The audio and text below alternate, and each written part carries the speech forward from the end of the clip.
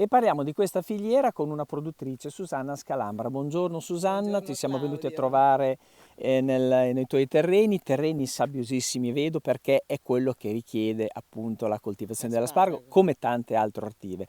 Allora, due parole sulla tua azienda, che ha una, diciamo, indirizzo produttivo con seminativi, ma anche con, come dicevo, con ortive come l'aspargo di cui parleremo oggi. Allora, raccontami un po' la tua esperienza come produttrice, giovane produttrice peraltro. Sì, io ho questa azienda, diciamo, in gestione sempre familiare, lavoro con i miei genitori prettamente, abbiamo un quarantina di ettari di terreno, diciamo, ad Asparago abbiamo questa coltivazione. Diciamo che io sono un po' nata, ecco, con gli asparagi perché ero piccolina, abbiamo più di 30 anni ormai di esperienza, insomma, la mia famiglia con gli asparagi, ecco.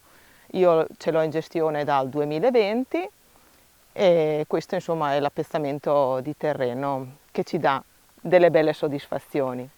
Raccontaci, intanto vedo che c'è l'agevolatrice, perché ovviamente è un lavoro anche faticoso, perché va staccato l'asparago in una situazione in cui devi essere vicino al terreno, però ci sono queste agevolatrici che magari facciamo partire, che così facciamo vedere come funziona Esatto. si chiama tecnicamente?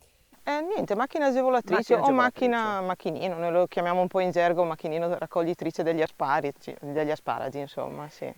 Che si raccolgono di mattina Di presto. mattino presto perché appunto l'asparago deve crescere fino ad un certo punto. Questa diciamo è la misura ideale per la raccolta dell'asparago, dopodiché se cresce troppo l'asparago tende a sfiorire, le branchie si aprono e diventerebbe un prodotto di scarto, diciamo, di seconda, ecco. Quindi la misura ideale per la raccolta dell'asparago è questa, circa diciamo una spanna. Una Ecco. spanna. Tecnicamente viene chiamato turrione, viene Turrione, sì. chiamato, no? Quindi voi tutte le mattine passate con una raccolta, si fa assolutamente al mattino, Esatto. e questo per quanto tempo ancora? Per circa quei 2 mesi, ecco, dopo dipende sempre dalla stagione, però mediamente si inizia all'inizio di aprile e si finisce alla fine di maggio. Sì, dopo poco più, poco meno, ecco. Ma diciamo la produzione cala con l'andare, diciamo, della stagione, quindi verso maggio un No, po' non è vero tende, che cala, no? invece in realtà aumenta, perché Aumenta. più aumentano le temperature e più l'asparago cresce lentamente, giustamente si parte appunto ai primi di aprile con una certa produzione, poi mano a mano che aumentano le temperature, l'asparago maggiormente, noi pensiamo che cresca di più di giorno, diciamo, con le temperature alte, invece in realtà l'asparago cresce di notte. Quindi mano a mano che le temperature aumentano, aumenta anche la produzione. Noi ci troviamo in media attorno a una produzione che va dagli 80 quintali, 80-85 quintali per ettaro, che è una buona resa. Che è una buona resa. Ovviamente si punta sempre più in alto, ecco, però diciamo che con questo impianto qui noi stiamo avendo delle grandi soddisfazioni. C'è bisogno di irrigazione in questo periodo, diciamo, di raccolta, anche con questi terreni? Noi abbiamo la fortuna di avere questi terreni qua che sono sabbiosi giustamente, ma è un sabbioso ricco di sostanza organica. Abbiamo la fortuna di avere questi fossi, questo canale di scolo che l'acqua viene direttamente dal Po e quindi abbiamo la fortuna che l'acqua, noi quando teniamo l'acqua dentro i fossi, agisce per percolazione. Se noi guardiamo il Ecco, ce terreno, lo fai vedere, così vediamo.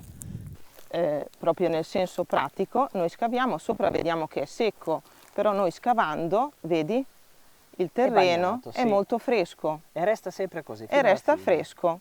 Non c'è bisogno di irrigazione sopra chioma, ecco, perché appunto abbiamo questa fortuna che l'acqua agisce proprio per percolazione.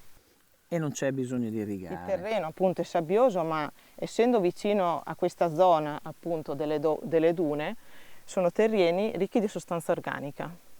E quindi non hanno bisogno, ecco, quindi anche come concimazione, per il fatto che siano ricchi di sostanze organiche, intervenite anche con poche, diciamo, Sì, apporti di con pochi sostanza, apporti. Sì, sì, di sì, sì. concimi. 10 anni abbiamo detto che è la durata di un La durata impianto. media sì è di 10 anni, Noi abbiamo avuto, appunto, dato che abbiamo esperienze trentennali, abbiamo avuto impianti che abbiamo portato fino anche a quasi 15 anni di raccolta, sempre con buone produzioni. Dopo giustamente è la pianta che ti dice quando è ora di smettere, perché da che fa dei turioni grossi cominci ad avere molta più asparagina e quindi è ora di smettere, ecco, diciamo, e te ne accorgi. Qui siamo in zona di produzione dell'asparago di Altedo, che quindi è un'area molto vasta che comprende territori di Bologna e anche quelli del Ferrarese. Quindi voi producete per una filiera che viene dopo marchiata col asparago di Altedo. Il nostro è un asparago IGP, appunto, di Altedo, e sì, noi produciamo per una cooperativa, la Pofruit, che li ritira freschi sempre tutti i giorni in giornata. E voi li confezionate, sono già pronti per essere, Noi li raccogliamo, poi a casa in azienda viene fatta la selezione in 4 categorie che dopo vi mostrerò, e dopo verranno lavorati, fatti i massi e messi nelle cassette, i massi da mezzo chilo, perché questo richiede appunto il mercato, e dopodiché vengono messi nelle cassette e spediti alla cooperativa.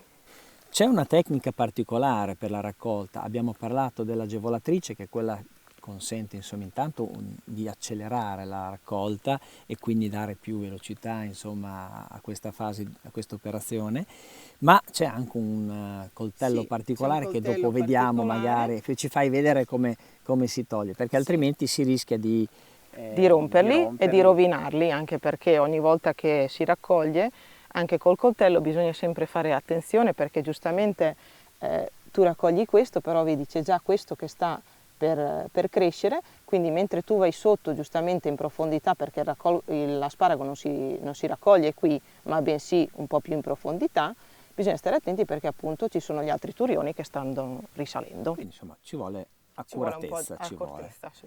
Accuratezza e accortezza.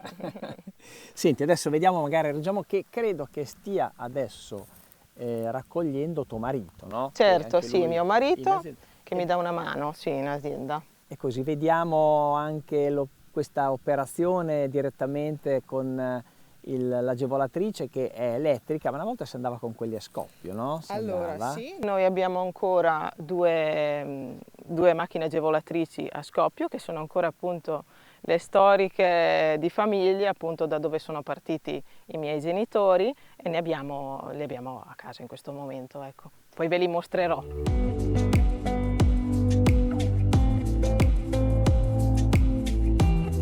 Susanna, sta arrivando tuo marito Luigi, adesso a lui sottraiamo il coltello così ci fai vedere esattamente come funziona.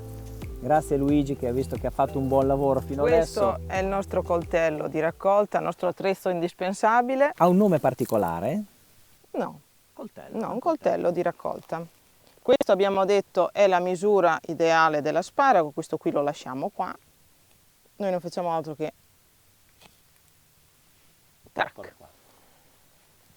E quindi qua arriva, diciamo, in stabilimento di lavorazione, viene ancora lavorato poi sul posto quando lo vedremo più avanti. Lo vedremo dopo. Sì. Adesso noi li raccogliamo, li mettiamo nelle cassette e poi li portiamo a casa così come sono. Poi la selezione viene fatta a casa. Noi in campo, anche per ottimizzare i tempi, appunto per mantenere anche la freschezza appunto dell'asparago, cerchiamo appunto di ottimizzare i tempi il più possibile e la lavorazione appunto farla a casa, dentro il magazzino. Ci sono più varietà di asparago che vengono utilizzate? Noi attualmente qui abbiamo 2 varietà che sono il Vittorio e il Franco, però ci sono anche altre varietà. Diciamo che questa nella nostra zona adesso sono le varietà di punta. Ecco. Che sono previste dal disciplinare? Sì. Sono previste, quindi ok. Quindi insomma ci sono diverse variabili con magari scalarità anche di maturazione rispetto alla esatto, dopo a seconda della varietà c'è la pianta più precoce, anche noi vediamo una piccola differenza. Intanto facciamo proseguire il lavoro a Luigi. Noi qua adesso vediamo tutto pulito perché c'è una lavorazione postuma anche una volta terminata la raccolta. Che cosa succede? Una volta che siete arrivati a fine maggio, primi di giugno, quindi termina appunto la raccolta, cosa si fa nella sparagiaia? A fine raccolta noi facciamo sempre una concimazione, dopodiché l'asparago viene fatto crescere, come dicevamo giustamente sfiorisce e diventa proprio pianta in piena vegetazione. Durante l'estate bisogna stare attenti alle malattie fungine, giustamente, anche perché siamo in una zona molto umida e quindi i funghi sono, diciamo, l'ordine del giorno. Mesola, queste sono zone di bonifica, quindi sono Esatto. sempre territori. E cerchiamo di mantenerli puliti ovviamente dalle erbe infestanti e appunto sani, perché poi dopo... Diciamo che arriva a questa altezza più o meno l'asparago, anche di più, quindi se cresce. è una pianta forte e sana diventa anche più alta di noi. Sì, quindi sì. vegeta bene. Esatto, poi si apre molto, si espande molto. Quando è che si recide e si, diciamo, pulisce tutto quanto? Ecco, noi abbiamo questo sistema di lavorazione che tendiamo a lasciare la vegetazione anche verso ottobre, dopo giustamente la pianta tende a seccarsi, lasciamo qui la vegetazione, anche se secca giustamente, e poi attorno a febbraio, ecco, veniamo a fare la pulizia generale, puliamo, trinciate tutto trinciamo quanto. tutto quanto, si fa giustamente la pulizia per quel che riguarda le erbe infestanti, e dopodiché verso fine marzo, diciamo, si presenta in questo modo, esatto. Quindi è già pronto per essere raccolto. Esatto. Beh, insomma, c'è una lavorazione che anche va al di là del solo periodo della raccolta. Esatto. È un po' una riserva che, diciamo, durante l'estate dobbiamo mantenere questa riserva per appunto avere una buona produzione poi dopo a primavera. Beh, insomma, mi sono documentato e ho scoperto che i più grossi produttori di asparagi in Europa è la Germania, importa e produce, quindi invece noi importiamo anche dalla Spagna, quindi l'asparago ha una valenza europea molto importante, dove l'Italia ha un ruolo decisamente di qualità, dove comunque esprime una certa qualità con l'asparago di Altedo, di cui tu sei produttrice. Esatto. Abbiamo parlato del campo e adesso vediamo un po' come... Ti porto a far vedere la lavorazione in azienda. Faccio prima una piccola premessa. Tu hai detto che sei un'azienda a tutto campo, quindi cereali, ma anche ortive. Quali sono le altre ortive che tu coltivi? Le altre ortive attualmente da quest'anno abbiamo fatto la coltivazione della patata. E quindi anche qui terreni adatti perché terreni molto esatto. sciolti. Sì. Va bene, magari prima di andare via facciamo un salto nell'oasi e nella riserva orientata, perché sono incuriosito da queste dune che hanno circa 3000 anni. Anche esatto, hanno un po' di storia. Hanno un po' di storia.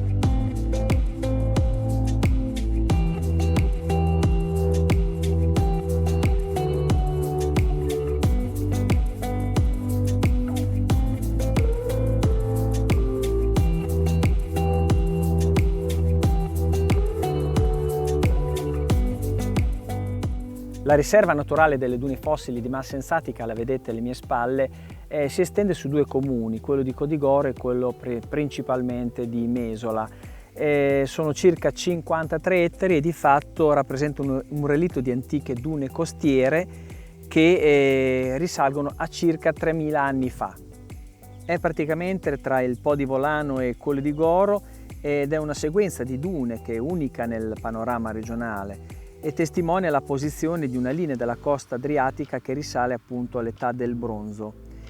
Le ondulazioni del terreno sono rivestite da piccole praterie, basse praterie che si alternano ad avvallamenti occupati oggi da arbusti e lembi di bosco, come potete vedere, che si alzano per pochi metri sul piano di campagna. Un'area naturale quindi popolata da tanta fauna, ci sono anche tante tartarughe di terra. Bene, noi ci fermiamo per un po' di pubblicità e dopo torniamo a parlare di asparagi, guardiamo l'intera filiera.